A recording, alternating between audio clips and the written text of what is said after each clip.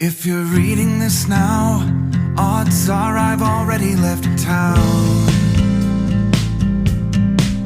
A few cities in between, the new skyline where I'm looking down.